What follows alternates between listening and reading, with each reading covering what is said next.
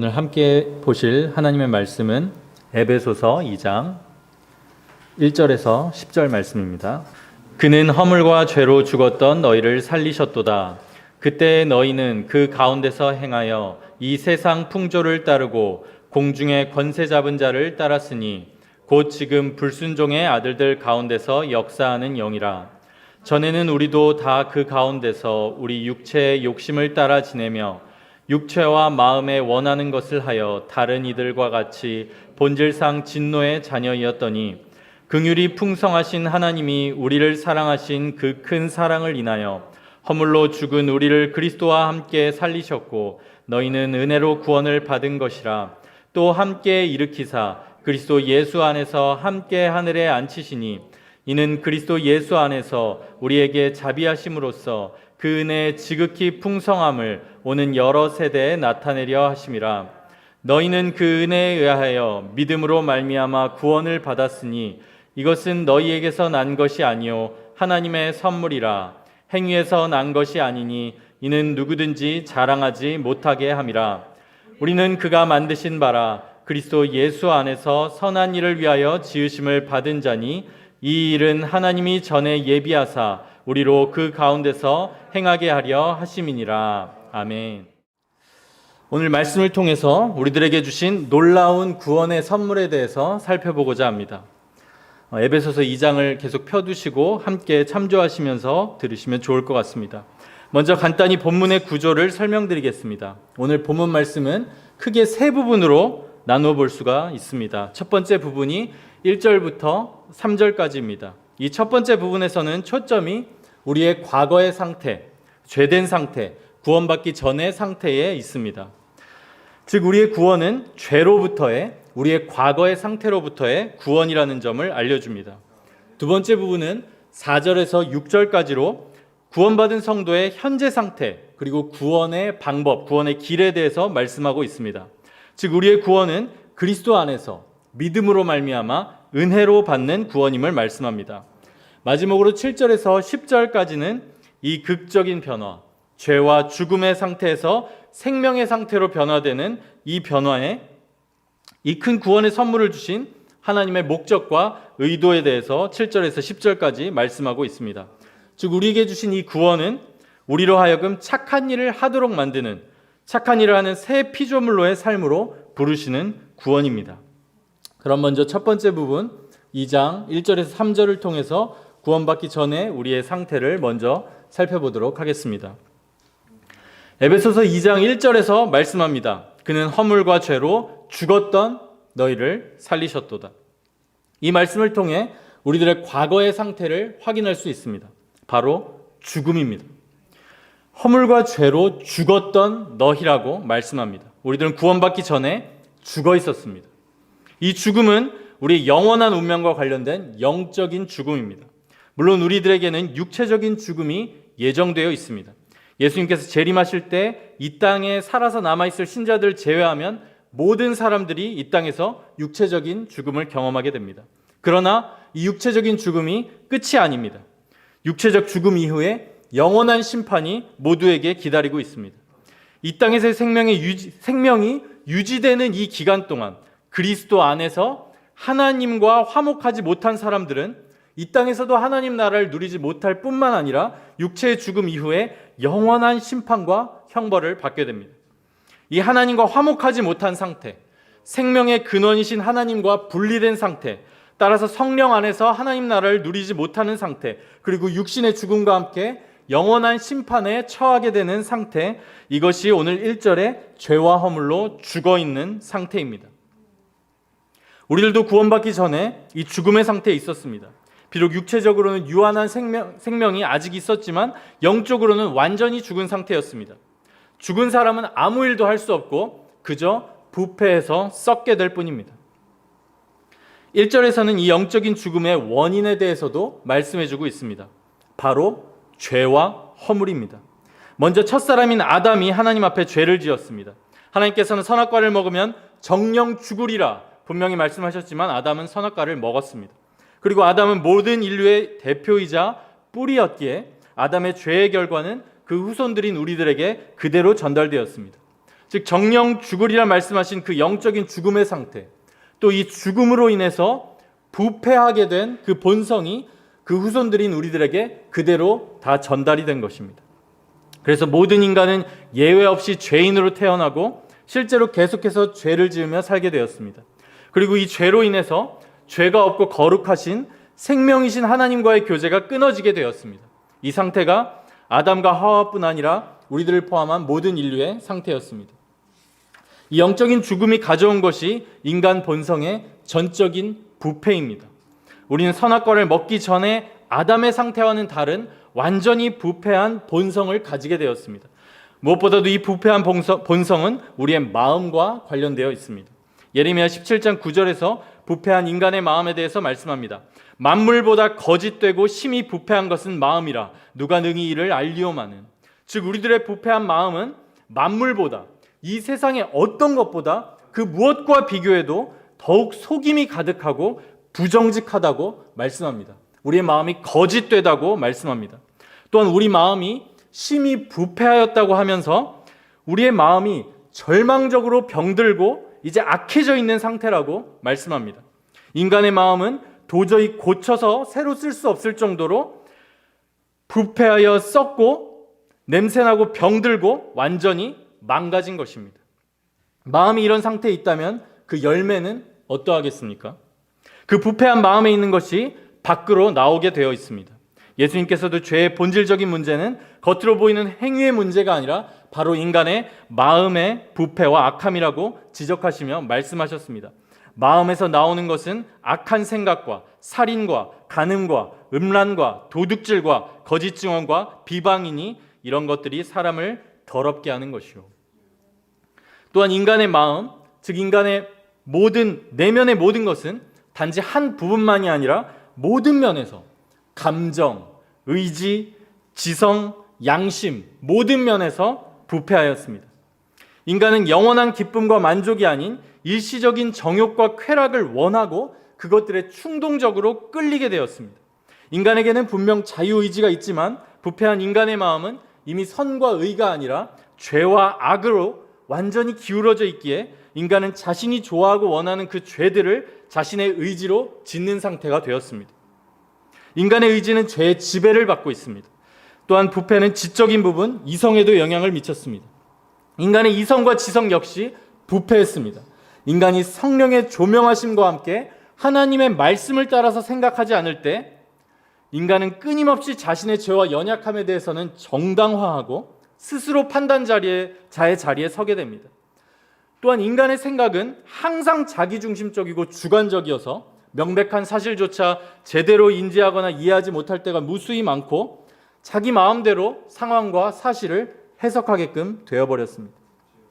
우리들이 이런 것들에 공감하는 것은 우리들이 비록 구원을 받았지만 그 부패한 본성이 아직까지 분명히 우리 안에 남아있기 때문입니다. 이런 인간의 마음의 부패로 인해서 인간은 하나님의 말씀마저도 자신의 자의적 기준에 따라 판단하며 교만의 자리에서 하나님이 명백하게 죄로 정하신 것들조차 옳다고 주장하게 되었습니다.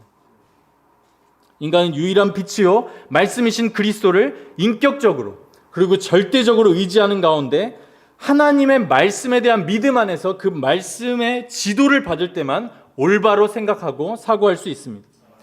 하나님께서 인간에게 주신 이성과 지성을 올바로 사용할 때 인간으로부터 나와야 되는 자연스러운 반응은 창조주 하나님이 분명히 존재한다는 사실, 그리고 자신은 죄인되다는 사실을 인정하는 것입니다. 그리고 오직 말씀만이 그에 대한 올바른 반응과 해결책인 복음을 우리들에게 제시해 주기에 이 복음을 받아들이는 것이 바른 사고의 결과입니다. 하지만 마음이 부패한 인간은 그렇게 하지 않습니다. 그 양심과 지성의 부패로 인해서 하나님께서 만물을 통해 하나님의 존재를 명백하게 알리시고 보이셨음에도 하나님의 존재를 억누르고 부정합니다. 그리고 인간 스스로의 힘이나 이성의 힘으로 자신들이 규정한 이상적인 삶을 추구하고 이상적인 세상을 만드는 일들에 또한 도전합니다. 하지만 이런 시도는 결코 성공할 수 없습니다. 오히려 인간이 예상치 못한 더 큰 비참함이 기다리고 있을 뿐입니다. 또한 이런 개인이나 사회는 거듭나지 않은 인간들이 이를 어떻게 평가할지와 상관없이 영원한 하나님의 율법인 10계명 중에 하나님에 대한 계명을 모두 어기며 하나님 앞에 교만의 죄를 쌓는 것일 뿐입니다. 이는 인류가 자기 이름을 위하여 바벨탑을 쌓았던 것과 동일한 것입니다. 이와 같이 인간은 모두 영적으로 죽어 있었고 본성과 마음은 완전히 부패해서 하나님을 떠난 상태였습니다. 이 영적인 죽음이 바로 우리의 과거의 상태였습니다. 이 죽음의 결과로 죄인들은 하나님 대신에 세상, 마귀, 정욕을 따르게 되었습니다. 에베소서 2장 2절에서 3절은 정확히 이것을 보여줍니다. 가치관이 세속화되어 세상 풍조를 따르는 것은 그것이 세상 사람들의 눈에는 지극히 정상적인 것으로 보일지라도 성경이 말씀하기를 마귀를 따르는 것이라고 말씀하고 있습니다. 그러할 때 그 세속적 가치관에 물들어서 우리들은 우리의 육체의 욕심을 따라 지내며 육체와 마음에 원하는 것을 하게 됩니다. 이 세상을 사랑하고 정욕을 따르는 삶입니다. 이 세상이나 세상에 있는 것들을 사랑하지 말라는 하나님의 말씀과 정반대가 되는 삶입니다. 이러한 삶은 영적인 죽음의 상태 그리고 죄와 부패의 결과들입니다. 이것이 우리의 상태였습니다. 우리는 죽어 있었습니다. 우리들은 이 죽음이 단지 아담의 죄 때문이라고 핑계하지 못합니다. 이러한 죄들을 지은 장본인이 아담뿐만 아니라 우리들 자신들이기 때문입니다. 에베소서 2장 1절을 원어로 살펴보면 너희들의 허물과 죄라고 분명하게 말씀하고 있습니다. 즉 우리 자신을 죽게 한 죄와 허물은 단지 아담의 죄뿐만이 아니라 바울의 편지를 받고 있는 신자들 자신들의 죄와 허물 때문이라고 말씀하고 있는 것입니다. 부패한 본성으로 하나님을 대적하며 죄악된 삶을 살았던 장본인들이 바로 우리 자신들임을 성경은 말씀합니다. 그러므로 우리들은 하나님으로부터 선물이 아닌 형벌과 심판을 받아야 하는 자들이었습니다. 그런 우리들에게 구원의 선물은 가당치 않은 것이었습니다. 그런데 이어지는 4절에서 6절에서 예상치 못한 극적인 변화를 보게 됩니다. 이 극적인 변화는 이 죽음과 부패, 어둠의 상태에서 생명과 회복, 빛으로의 변화입니다. 그리고 놀랍게도 이 엄청난 변화가 하나님의 일방적인 은혜의 선물에 의해서 발생합니다. 선물과 보상의 차이를 잘 알고 계실 것입니다. 선물에는 조건이 없습니다. 선물은 호의의 표시입니다. 반면 보상은 그 보상을 받는 사람이 한 일에 대한 상 또는 대가입니다. 하나님께서 주시는 이 놀라운 구원은 구원받을 자격이 없는 심판받아 마땅한 죄인들, 완전히 부패해서 뼛속까지 죄로 물든 죄인들에게 거저 주시는 것이고, 그리고 영적으로 죽은 자들로서 그들이 아무것도 할 수 없고 실제로 한 일이 없음에도 주어지는 것이기에 이것은 보상이 아닌 은혜의 선물입니다. 우리들은 놀랍게도 구원을 선물로 은혜로 받습니다. 에베소서 2장 5절과 8절에서 말씀합니다. 너희는 은혜로 구원을 받은 것이라. 이것은 너희에게서 난 것이 아니요 하나님의 선물이라. 형벌이 마땅한 우리에게 놀라운 일이 발생한 것입니다. 상황이 완전히 바뀌었습니다. 죽었던 우리가 하나님의 은혜로 생명을, 영생을 얻게 된 것입니다. 우리들은 1절에서 죽음의 원인을 살펴보았습니다. 바로 우리들의 죄와 허물이었습니다. 한편 우리들이 죽음에서 이 생명으로 옮겨진 놀라운 변화에도 이유가 있습니다. 에베소서 2장 4절은 말씀합니다. 긍휼이 풍성하신 하나님이 우리를 사랑하신 그 큰 사랑을 인하여, 바로 이 우리들의 죄와 허물에도 불구하고 그것을 뛰어넘는, 그것을 덮는 하나님의 풍성한 자비와 큰 사랑이 이 놀라운 변화의 원인인 것입니다.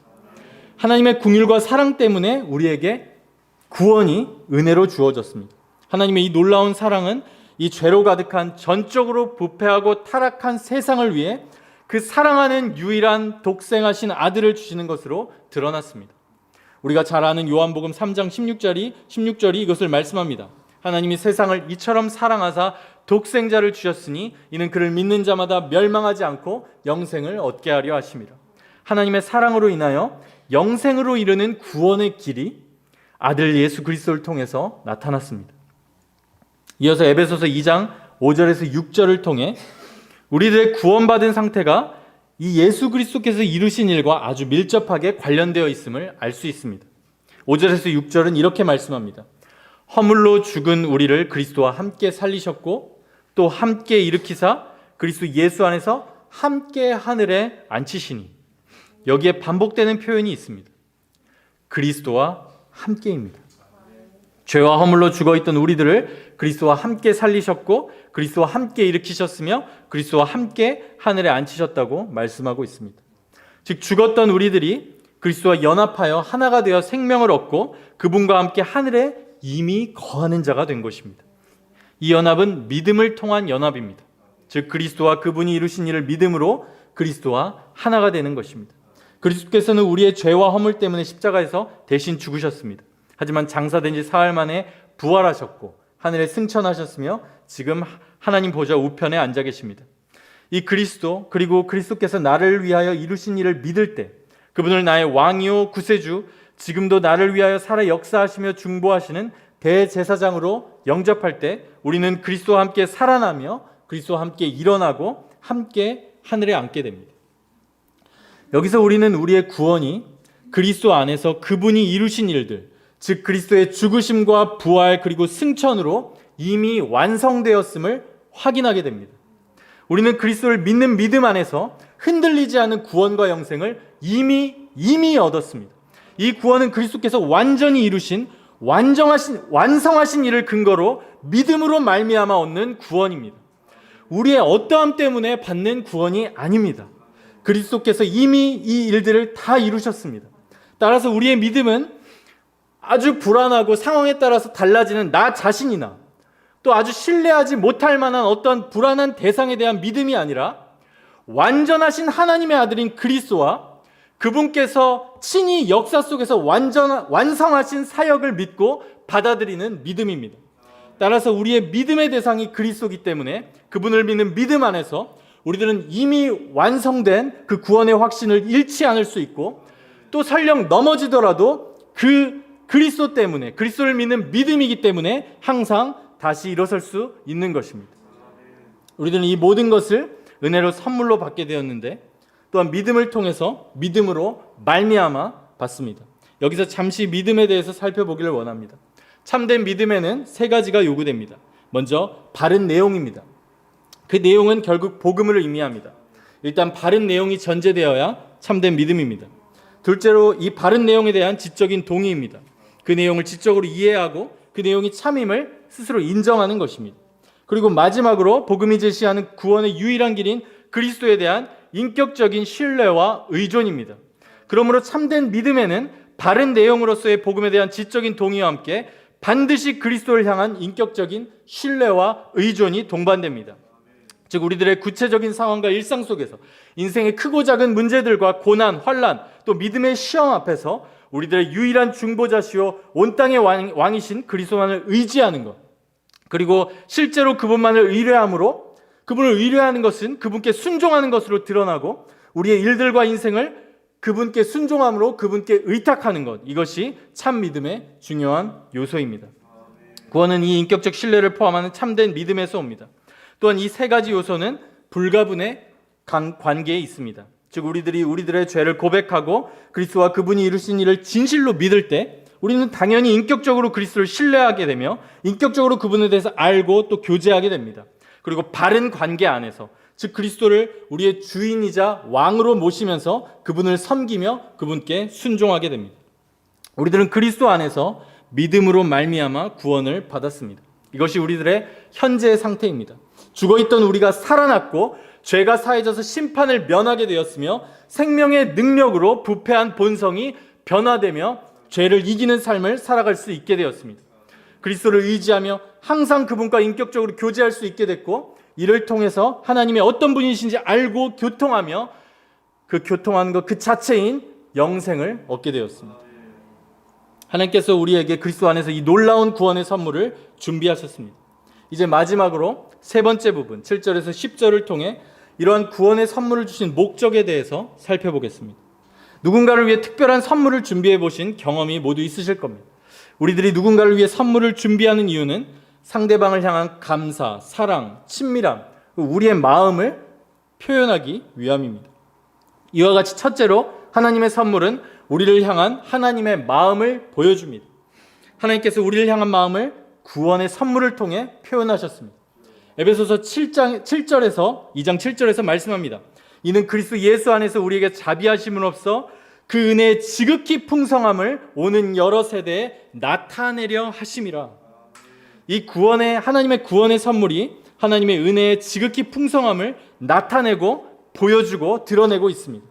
그리고 하나님께서는 이 하나님의 마음을 특정한 한두 사람이나 특정 시기의 사람들뿐만이 아니라 오는 여러 세대에 나타내기를 원하셨습니다. 풍성한 하나님의 자비입니다. 자기의 하나뿐인 아들을 주신 하나님 아버지의 긍휼과 사랑을 우리들은 그 아버지의 마음을 이 구원의 선물에서 확인해야 합니다. 로마서에서 말씀합니다. 자기 아들을 아끼지 아니하시고 우리 모든 사람을 위하여 내주시니가 어찌 그 아들과 함께 모든 것을 우리에게 주시지 아니하겠느냐. 하나님의 긍휼과 사랑의 증거를 이 놀라운 구원의 선물, 그 아들을 주심, 그 복음을 주심에서 찾을 때 우리는 이 사랑의 성품에 대해서 의심치 않게 될 것입니다. 둘째로 이 선물은 우리의 마음을 변화시킵니다. 9절을 보면 이 하나님의 구원의 선물은 우리들이 자랑하지 못하게 합니다. 행위에서 난 것이 아니니 이는 누구든지 자랑하지 못하게 합니다. 즉 이 선물을 받은 사람을 겸손하게 합니다. 왜냐하면 이 선물은 받을 자격이 없는 자들에게 주어진 너무나 큰 선물이며 이 선물에 우리의 노력이나 공로는 전혀 더해지지 않았기 때문입니다. 또한 이 선물의 가치가 무한합니다. 다른 어떤 선물과도 비교할 수 없습니다. 이 선물의 가치는 영원한 생명이며 이를 위해서 하나님의 아들이 죄인인 우리를 대신해서 십자가에서 죽으셨습니다. 이 놀라운 구원이 은혜로 선물로 우리에게 주어졌습니다. 따라서 이 선물은 우리들에게 우리 자신을 자랑하는 마음이 아니라 하나님을 향한 무한한 감사와 찬양의 마음을 갖게 만듭니다. 우리에게 교만과 자랑이 아닌 겸손한 마음을 가지게 합니다. 이 선물을 받은 자들은 원래는 모두가 교만한 죄인들이었습니다. 하지만 이 선물을 그 누구든지 정말로 받게 된다면, 그리고 이 선물이 무엇인지 진정 깨닫고 누리게 된다면 이 교만한 죄인들의 마음은 변하여 하나님을 향하여, 사람들을 향하여 자랑하는 자가 아닌 겸손한 자가 됩니다. 마지막으로 이 선물은 우리의 삶을 변화시킵니다. 이 선물을 받은 사람들은 선물을 받은 이후로 그리스도 안에서 착한 일을 행하게 됩니다. 10절은 말씀합니다. 우리는 그가 만드신 바라 그리스도 예수 안에서 선한 일을 위하여 지으심을 받은 자니 이 일은 하나님이 전에 예비하사 우리로 그 선한 일들 가운데서 행하게 하려 하심이니라. 이 선물을 받은 우리는 거듭남으로 새로운 피조물이 되었습니다. 우리들의 존재 자체가 죽었던 자에서 살아계신 하나님과 교통하는 살아있는 자로 영원한 생명을 가진 자로 변화된 것입니다. 그러기에 우리들은 자연스럽게 그리고 필연적으로 선한 일을 하게 되어 있습니다. 이 선한 일은 구원을 위한 선행이 아니고 이 놀라운 구원으로 인한 선행입니다. 이 선행은 놀라운 구원의 선물 때문에 생겨난 하나님을 향한 그 무한한 감사와 찬양의 마음, 그리고 자원하는 마음으로 하나님의 뜻을 이루는 순종인 것입니다. 오늘 이 말씀을 통해 하나님 아버지께서 그리스도 안에서 주신 놀라운 풍성한 구원의 선물에 대해서 살펴보았습니다. 저도 말씀을 묵상하고 준비하며 이 부패하고 더러운 죄인에게 주신 놀라운 구원의 선물로 인하여 한없이 감사하게 되었습니다. 죄로부터의, 과거에 완전히 죽었던 상태, 부패한 상태에서부터의 구원, 그 상태로부터의 구원, 그리고 그리스도를 믿음으로 말미암아 은혜로 받는 구원, 우리의 마음을 변화시키고 감사로 인해서, 찬송하는 마음으로 인해서 찬양을 하게 만드는 구원. 이 놀라운 구원의 선물은 우리의 과거와 현재, 그리고 앞으로의 남은 삶의 모든 방향까지도 아우르고 있습니다. 또한 우리가 그리스도와 믿음으로 연합할 때 마땅히 이 순종과 선행의 삶을 살 수 있는 힘을 주십니다. 이 놀라운 구원의 풍성함을 날마다 누린다면 우리들은 구원을 허락하신 하나님께 계속해서 감사하며 그분을 찬양하는 삶을 살게 될 것입니다. 이 토요일 아침 기도하는 시간에 이 구원의 풍성함이 우리들 안에 더욱 깨달아지길 함께 기도하기를 원합니다. 또한 감사의 마음으로 우리의 순종을 올려드리는 그 삶을 살 수 있게 해달라고 기도하기를 원합니다. 이 놀라운 구원의 풍성함을 알아가며 누리는 복이 모든 성도님들에게 있으시길 주님의 이름으로 축복합니다. 기도하겠습니다. 주님 감사합니다. 세상은 어지럽고 또 우리들을 두렵게 만들지만 정말 이 놀라운 구원의 선물을 오늘이라는 날에 감사함으로 누리며 주님께서 새롭게 정말 창조해 주신 새 피조물로서의 삶을 사는 것이 우리에게 큰 평안과 만족과 정말 영원한 행복을 주심을 주님 감사하며 고백을 드립니다. 주님 우리들에게 계속해서 그 삶을 살 수 있는 정말 믿음 주시고 언제나 그리스도께서 이루신 일들만을 의지하고 바라보며 이 구원을 누리며 하나님께 감사를 올려드리는 삶을 계속해서 살 수 있게 하여 주옵소서. 감사드리며 예수님의 이름으로 기도드렸습니다. 아멘.